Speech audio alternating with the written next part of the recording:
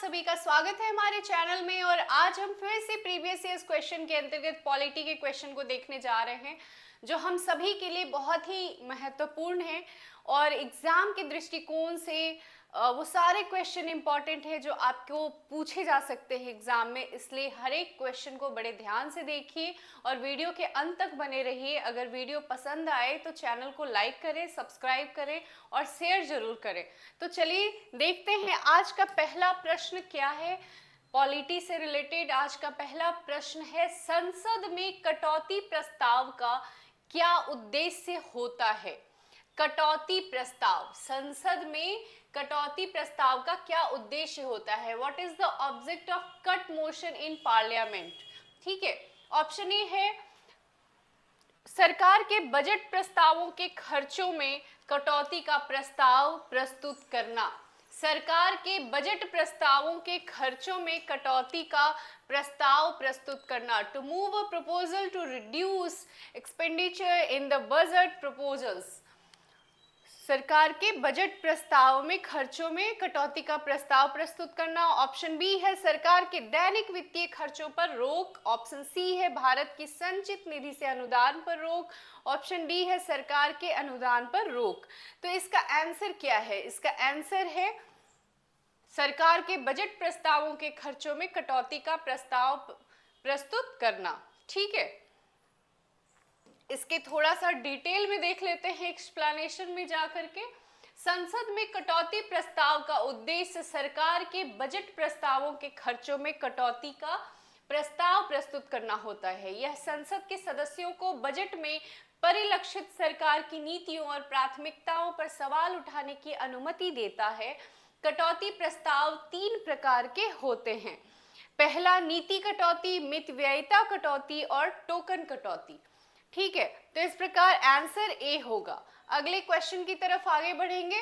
अगला क्वेश्चन है, which of the following was not one of the features of the government of India act 1935। निम्नलिखित में से कौन सा भारत सरकार अधिनियम 1935 की एक विशेषताओं में नहीं है। यहाँ पे ध्यान देने वाली बात है, विशेषताओं में नहीं है क्वेश्चन पूछा जा रहा है।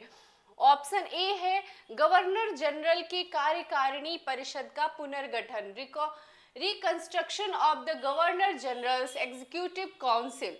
ठीक है, ऑप्शन बी है प्रोविंशियल ऑटोनॉमी, प्रांतीय स्वायत्तता। ऑप्शन सी है 1935 के अधिनियम का मूल्यांकन। ऑप्शन डी है भारत के संघ का प्रस्ताव। तो क्या आंसर है इसका। आंसर है C, appraisal of the act of 1935। 1935 के अधिनियम का मूल्यांकन। एक्सप्लेनेशन में थोड़ा डिटेल से देखेंगे। भारत शासन अधिनियम 1935 ब्रिटिश सरकार द्वारा पेश किया गया एक महत्वपूर्ण संवैधानिक सुधार था। 1935 के अधिनियम का मूल्यांकन, यह अधिनियम की विशेषता नहीं थी। अधिनियम स्वयं एक विधायी ढांचा था और इसमें एक मूल्यांकन के लिए कोई प्रावधान शामिल नहीं था। जबकि अन्य तीनों, गवर्नर जनरल की कार्यकारिणी परिषद का पुनर्गठन, प्रांतीय स्वायत्तता, भारत के संघ का प्रस्ताव भारत शासन अधिनियम की प्रमुख विशेषता थी। ठीक है, तो इसका आंसर क्या नहीं है पूछा जा रहा है। तो क्या नहीं में ये हो जाएगा 1935 के अधिनियम का मूल्यांकन। ऑप्शन सी होगा। ठीक है, अगले क्वेश्चन की तरफ आगे बढ़ेंगे।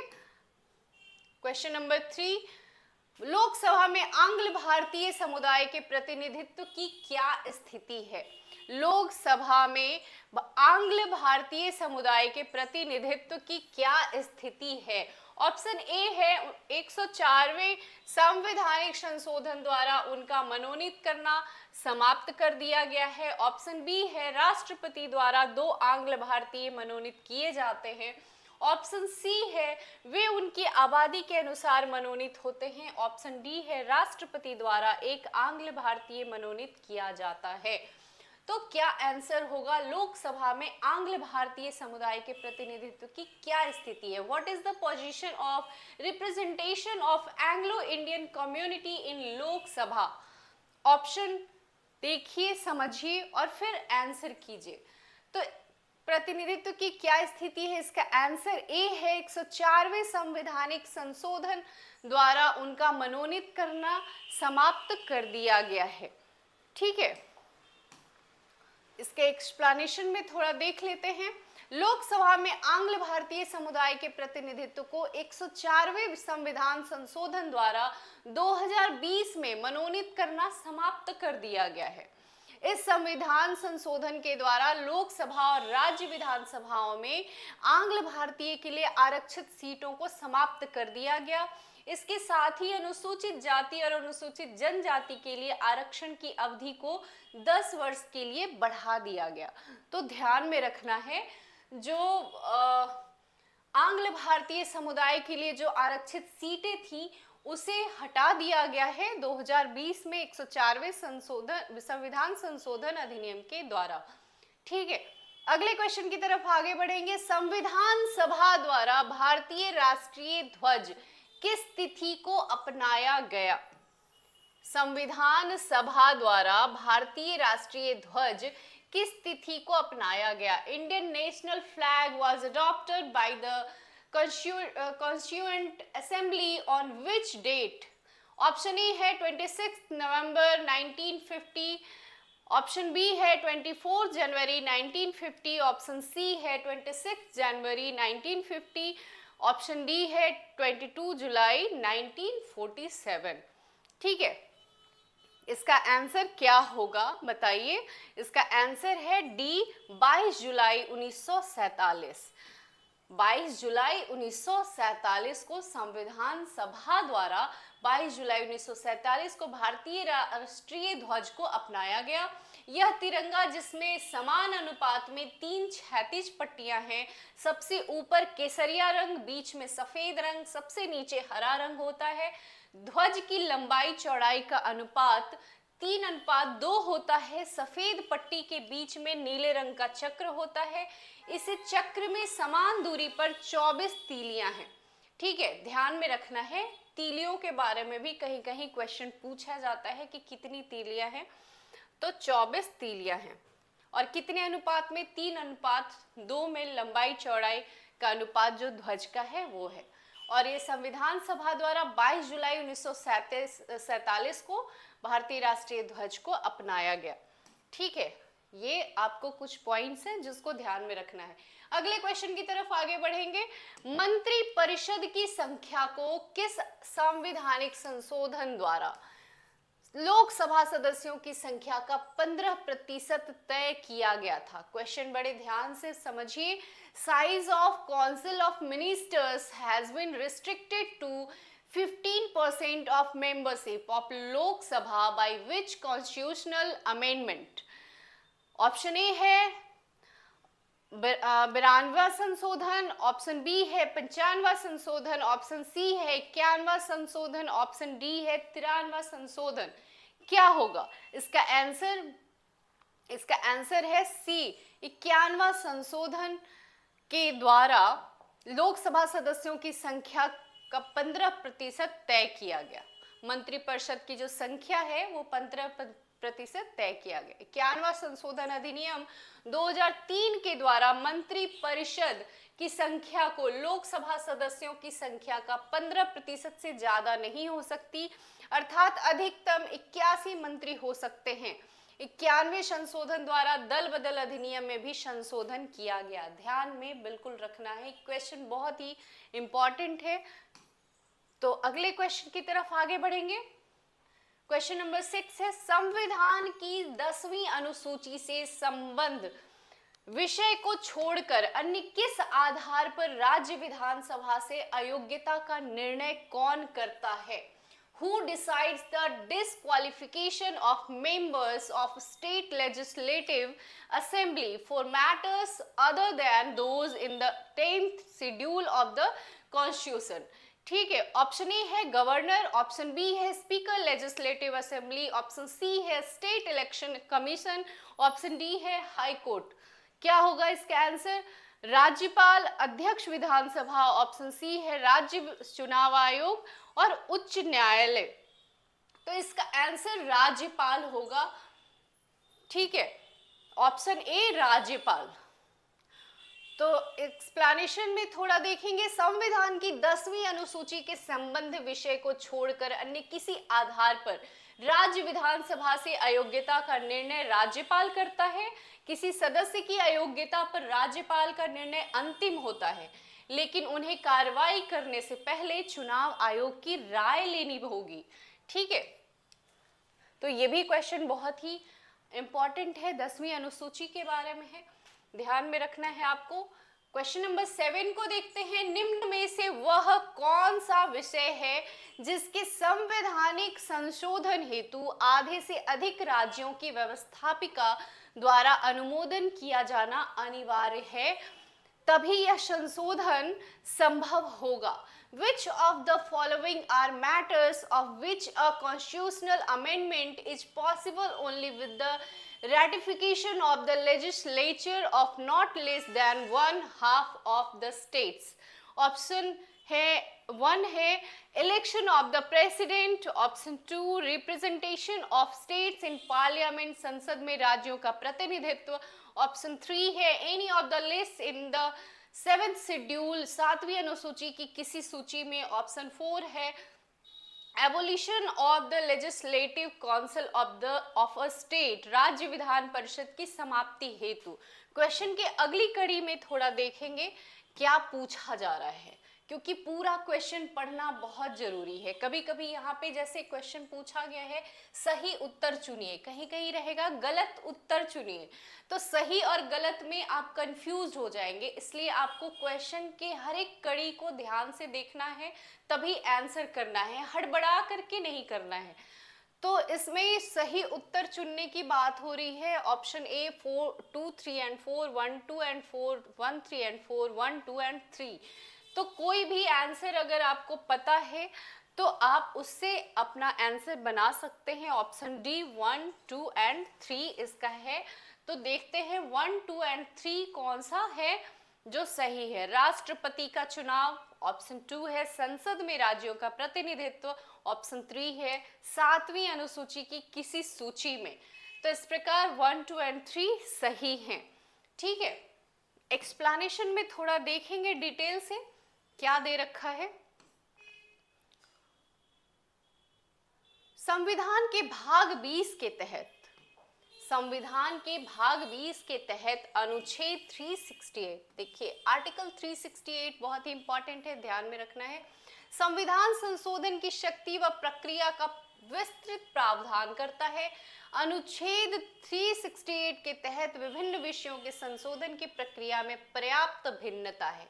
ऐसे विषय जिनमें संशोधन करने के लिए विशेष बहुमत और राज्यों के अनुसमर्थन की आवश्यकता होती है निम्नवत हैं। आर्टिकल 54 के तहत राष्ट्रपति का निर्वाचन, आर्टिकल 55 राष्ट्रपति निर्वाचन की प्रक्रिया, आर्टिकल 162 राज्यों की कार्यपालिका शक्ति का विस्तार, आर्टिकल 241 संघ राज्य क्षेत्रों के लिए उच्च न्यायालय, भाग 5 अध्याय 4 के तहत संघ की न्यायपालिका, भाग 6 अध्याय 5 होंगी के तहत राज्यों के उच्च न्यायालय, भाग 11 अध्याय 1 के तहत 9 संघ राज्यों की मध्य विधायी विषय, 7वीं अनुसूची की किसी सूची में संशोधन, संसद में राज्यों का प्रतिनिधित्व तथा स्वयं आर्टिकल 368 में संशोधन, जबकि राज्य विधान परिषद की समाप्ति के लिए संवैधानिक संशोधन की आवश्यकता नहीं होती। अतः कथन 1 2 और 3 सत्य हैं, जबकि कथन 4 गलत है। अतः अभिष्ट उत्तर डी होगा। ठीक है,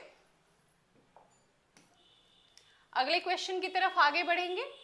क्वेश्चन नंबर 8 है लोकसभा के अध्यक्ष को प्राप्त है। ऑप्शन ए है केवल समान मत होने की स्थिति में मतदान का अधिकार, ऑप्शन बी है सदन के अन्य सदस्यों की भांति मतदान का अधिकार, ऑप्शन सी है 2 मताधिकार एक सामान्य अवधि में और दूसरा समान मत होने पर, ऑप्शन डी है मतदान का अधिकार नहीं। तो इसका आंसर क्या होगा? इसका आंसर ए है केवल समान मत होने की स्थिति में मतदान का अधिकार। ठीक है, अगले एक्सप्लेनेशन में थोड़ा देखेंगे। सामान्यतया अध्यक्ष को पहली बार में मत देने का अधिकार नहीं है, परंतु किसी विषय पर मत बराबर होने की स्थिति में उसे निर्णायक मत देने का अधिकार है। अनुच्छेद 92 के अनुसार यदि अध्यक्ष को पद से हटाने का संकल्प विचाराधीन हो तो अध्यक्ष को लोकसभा सदस्य की तरह बैठक में शामिल होने, बोलने तथा सामान्य मत देने का अधिकार है, परंतु वह सदन की अध्यक्षता नहीं कर सकता और न ही निर्णायक मत दे सकता है। ठीक है, अगले क्वेश्चन की तरफ आगे बढ़ेंगे। अगला क्वेश्चन हमारा 9वां क्वेश्चन है, निम्न में से कौन राष्ट्रपति के निर्वाचक मंडल के रूप में कार्य करता है लेकिन महाभियोग प्रक्रिया में भाग नहीं लेता है? ऑप्शन ए है राज्य विधान परिषद, ऑप्शन बी है राज्य विधानसभाएं, ऑप्शन सी है राज्यसभा, ऑप्शन डी है Lok Sabha. Which one of the following is electoral college for the president but not forum for his impeachment? Option A है state legislative councils, option B है state legislative assemblies, option C है Rajya Sabha, option D है लोकसभा। इसका answer क्या होगा? इसका answer है B राज्य विधानसभाएं, स्टेट लेजिस्लेटिव असेंबलीज। ठीक है, राष्ट्रपति का चयन एक निर्वाचक मंडल द्वारा किया जाता है जिसमें संसद के दोनों सदनों के निर्वाचित सदस्य एवं राज्यों की विधानसभाओं एवं साथ ही राष्ट्रीय राजधानी दिल्ली क्षेत्र तथा संघ शासित क्षेत्र पुदुचेरी के निर्वाचित सदस्य शामिल होते हैं, जबकि राष्ट्रपति द्वारा महाभियोग प्रक्रिया के दौरान संसद के सभी सदस्यों द्वारा भाग लिया जाता है, परंतु राज्य और संघ राज्यों की विधानसभाओं द्वारा भाग नहीं लिया जाता है। ठीक है, इसलिए आंसर इसका बी होगा। अगले क्वेश्चन की तरफ चलेंगे। अगला क्वेश्चन जो हमारा अंतिम प्रश्न है, क्वेश्चन है भारतीय संविधान का कौन सा अनुच्छेद आपातकाल की घोषणा से संबंधित है? Which article of the Indian Constitution deals with the proclamation of emergency? Option A है आर्टिकल 360, ऑप्शन बी है आर्टिकल 365, ऑप्शन सी है आर्टिकल 356, ऑप्शन डी है आर्टिकल 352।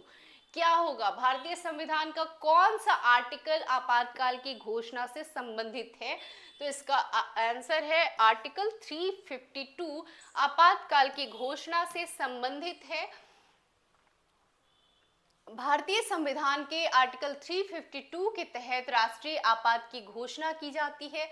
इसके अनुसार यदि युद्ध, बाह्य आक्रमण तथा सशस्त्र विद्रोह के कारण देश की शांति तथा सुरक्षा खतरे में हो तो राष्ट्रपति 352 के तहत, आर्टिकल 352 के तहत राष्ट्रीय आपात घोषित कर सकता है। तो आर्टिकल 352 जो है वो आपात काल के लिए है। ठीक है, तो इस प्रकार हमारे कुल मिला के 10 क्वेश्चन हमने देखे और ये बहुत ही इम्पॉर्टेंट क्वेश्चन है जो बराबर एग्जाम्स में पूछे जाते हैं। तो आपका ये सारे क्वेश्चन सिर्फ बीपीएससी के लिए ही नहीं, अन्य सभी एग्जाम्स के लिए बहुत ही इम्पॉर्टेंट है, इसलिए इसको रिपीट कर कर के देखें। अगर एक बार में ना समझ में आए तो फिर से दोबारा तीसरी बार जरूर देखें ताकि आपको समझ में आ जाए। और अब तैयारी को बहुत ही ध्यान से करना है और एग्ज़ाम को भी बहुत ध्यान से देना है। अब बस एडमिट कार्ड रिलीज होने वाला है, लगभग 5 की रात में रिलीज हो जाएगा, तो आप ध्यान दें, अपना एडमिट कार्ड लें और सही जगह पे पहुँचे, एग्ज़ाम दें।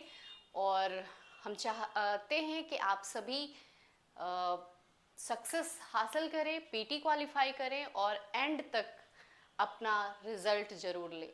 तो चलिए, धन्यवाद। अगर आपको ये वीडियो पसंद आए तो चैनल को ज़रूर सब्सक्राइब करें।